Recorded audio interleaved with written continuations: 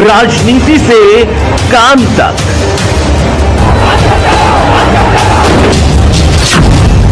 अपराध से अंजाम तक, खेत से खलिहान तक, अब हर खबर पर होगी हमारी नजर। पाइए सीधा अपने मोबाइल पर। मैं हूं मौर्य कुमार गौतम, आपका अपना न्यूज रिपोर्टर। देखते रहें गांव शहर की खबर और जुड़े रहें सिटी न्यूज इंडिया वन के साथ। हमारे चैनल को लाइक करें, शेयर करें और सब्सक्राइब करना ना भूलें।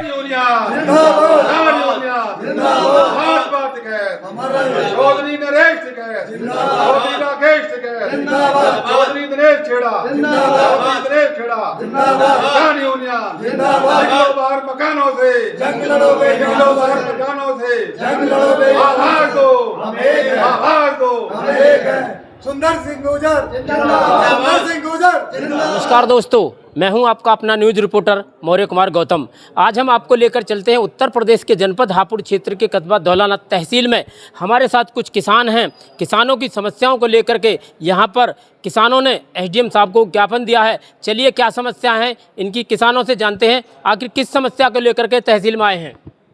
समस्या है हमारी, हमने वैसे मीटिंग तो नहीं थी हमारी, 10 आदमी का एक प्रतिनिधिमंडल ही एक वार्ता के लिए आया था एसडीएम साहब से, और हमने उसमें लिखा है 2-3 मांग हैं। एक तो निधावली गांव में जैसे जो रास्ते में मिट्टी जो डलवाई है ब्लॉक के माध्यम से, तो एक ग्राम सचिव है, कोई लेडीज है खुशबू पांडे, लगभग 1 साल हो गया। उसने हमारे ये अहमद हैं और वकील हैं, इनको कह दिया था कि तुम मिट्टी गिरवा लो, पैसे हम दे देंगे। 1 साल के बाद भी पैसे जो नहीं दे रही हैं, ना फोन उठा रही हैं वो। एक उसी गांव का मामला है, एक गली है लगभग जो 50 मीटर की, उस गली में बच्चे स्कूल आने जाने से भी जो परेशान हैं। उसमें अब भी जो पानी भर रहा है, जबकि ये गर्मी का मौसम है, गर्मी में पानी वैसे जो सूख जाता है 1 घंटे में ही, अब भी वहाँ गारा हो रहा है। बच्चे जुर्राब लिकाट के, जूता लिकाट के स्कूल जाते हैं, उसको बढ़ाने के लिए हमने लिखा है।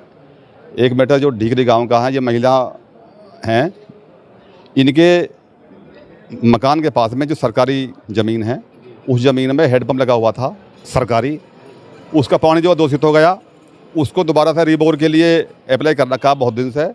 एक बार गए भी थे ये ब्लॉक वाले, लेकिन कुछ भूमाफिया टाइप के लोग हैं, वे कह देते हैं जी ये जगह जो सरकारी है, मतलब ये जगह जो प्राइवेट है हमारी। अब ये बता दो, जब वो लगा हुआ था तो वो किसी की जगह में तो जो लगता नहीं है हेडपम्प, जो जगह LMC होती है, सरकारी होती है, उसमें जो लगाया जाता है, वो उसको अपने बता रहे हैं। ये मैटर लिखा है। एक मैटर हमारे ये फुरकान जी हैं, इनका मकान के पास में दाएं बाएं बिजली के खूब कनेक्शन हैं, इनको बिजली का कनेक्शन नहीं दिया जा रहा है।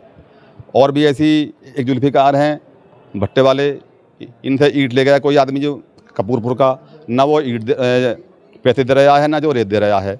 तो ऐसे 3-4 मामले थे जिनके बारे में हमने वार्ता करी है, और ये भी जो बता दिया है एसडीएम साहब को, अगर 1 हफ्ते के अंदर अंदर इनका समाधान नहीं हुआ तो फिर आंदोलन हो सकता है कभी भी, किसी भी जो पुरस्कार के। और अगर आंदोलन होता है तो उसकी जो है जिम्मेदारी शासन और प्रशासन की होगी। एक मामला और था जो धौलाने का ही, एक लड़का असीम नाम का है, उसका किसी से जो है पता नहीं जो झगड़ा हुआ, झूठा ही जो बना दिया और उसकी कर दी 151।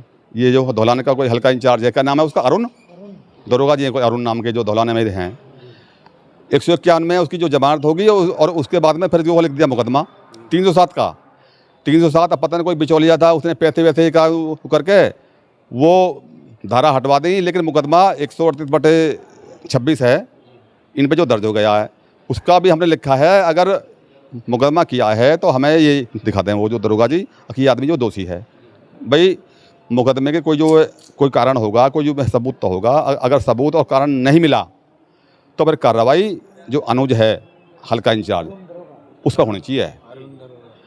तो हमारा ये कहना है, उसमें 1 हफ्ते का हमने दिया टाइम एसडीएम साहब को, और अगर नहीं हुई जो है होता समाधान तो फिर हम यहाँ पे करेंगे आंदोलन। तो एसडीएम साहब से क्या आश्वासन मिला आपको? कह रहे हैं वो, मैं बल्कि ये अंकित है यहाँ पे जो वो है इसमें ऑफिस में लड़का, उसे कह दिया है कि अच्छा सा और टाइट सा वो लिखो मैटर, आदेश बना के मेरी तरफ से और सबको भेजो, उसमें कार्रवाई तुरंत होनी चाहिए। ऐसा अच्छा, आपकी समस्याओं का समाधान नहीं हो पाता है तो फिर आप क्या करेंगे?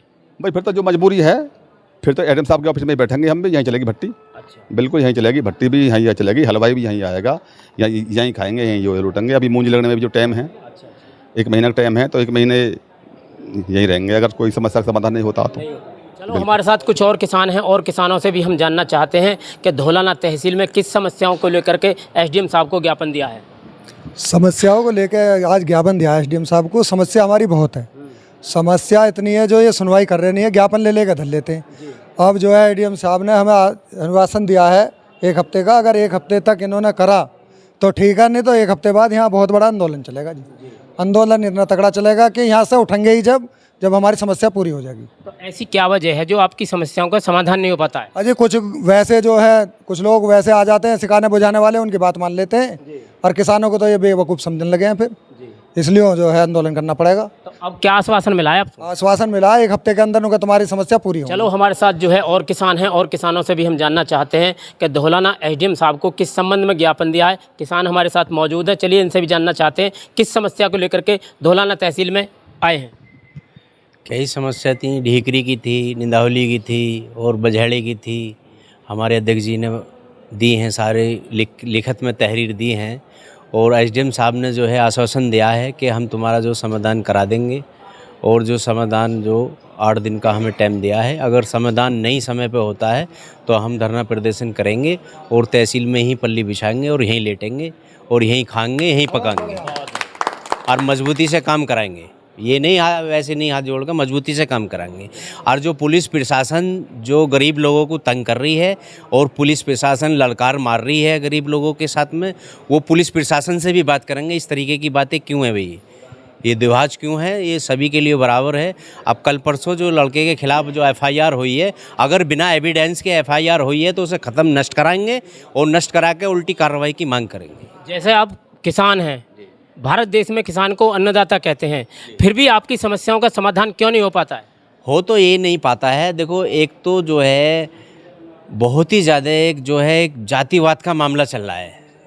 जिस दिन ये जातिवाद ख़त्म हो गया, जितना जात पात ये जिस दिन ख़त्म हो जाएंगी उस दिन काम सभी होंगे। एक छोटा सा काम ढीकरी रोड पे हमने मकान बनाया है, तो उसमें मैं एसडीएम साहब के पास में डीएम इसके जेई के पास भी कई बार गया हूँ, एसडीएम साहब के इसके एसडीओ के पास भी कई बार गया हूँ। तो उन्होंने आश्वासन दिया है महीने 2 महीने, फिर उसे कैंसिल कर दिया है कि जी हमने फ़ोन करा, इन्होंने फ़ोन नहीं उठाया। उस पर लिखा हुआ है, जो नेट से मैंने रसीद निकाली है, अभी तक कनेक्शन नहीं करा है, जिससे कि उसके बाजू में भी मीटर लगा हुआ है और पीछे बैक में भी लगा हुआ है, मतलब दोनों साइड मीटर लगे हुए हैं, बिजली का कनेक्शन है वहाँ, और मेरा मकान बीच में है। मुझसे पैसे मांगे जा रहे हैं। मेरे नाई करने पे उसे कैंसिल कर दिया है, उसमें लिख के दे दिया है कि जी हमने फ़ोन करा था, इन्होंने फ़ोन नहीं उठाया। तो अब एसडीएम साहब से क्या आश्वासन मिला है आपको? एसडीएम साहब से ये आश्वासन दिया है उन्होंने कि आपने जो ये 5-4 काम हमें दिए हैं, आपके काम होंगे, निश्चित रहे। यदि आपकी समस्याओं का समाधान नहीं हो पाता है तो फिर आप क्या करेंगे?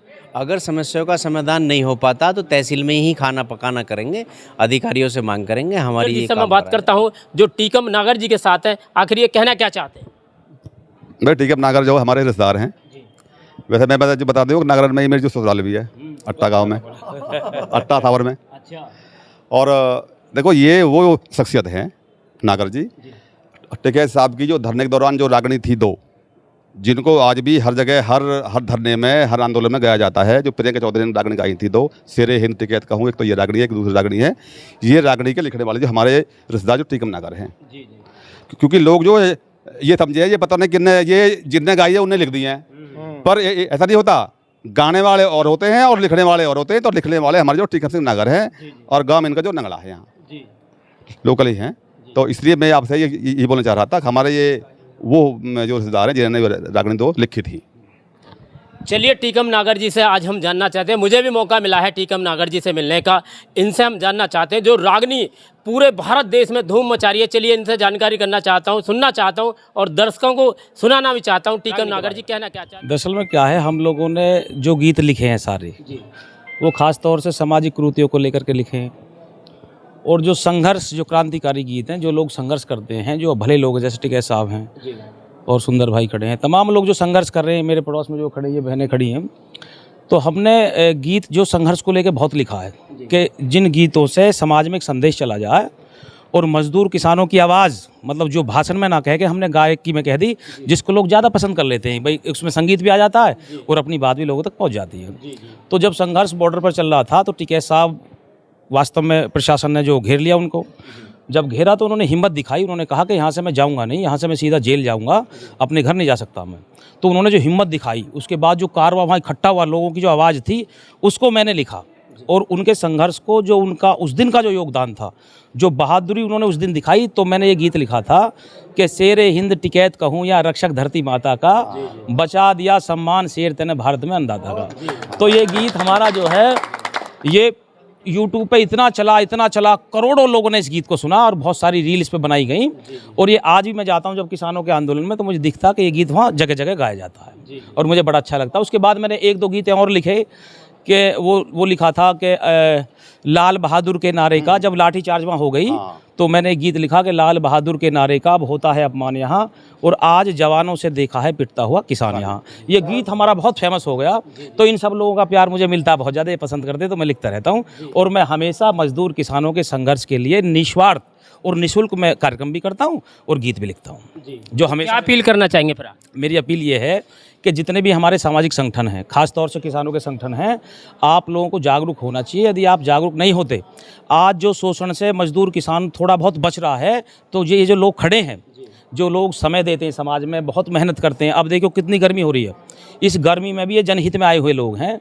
तो मेरा संदेश यही है कि हम सबको जागरूक होना चाहिए। आज हम यहाँ लोग 50 खड़े हैं, हम 500 आने चाहिए यहाँ, समझ रहे हो जी? अपने अधिकारों को लेकर के हमें संघर्ष करना चाहिए और हमको जागरूक रहना चाहिए, हर भाई को जागरूक होना चाहिए।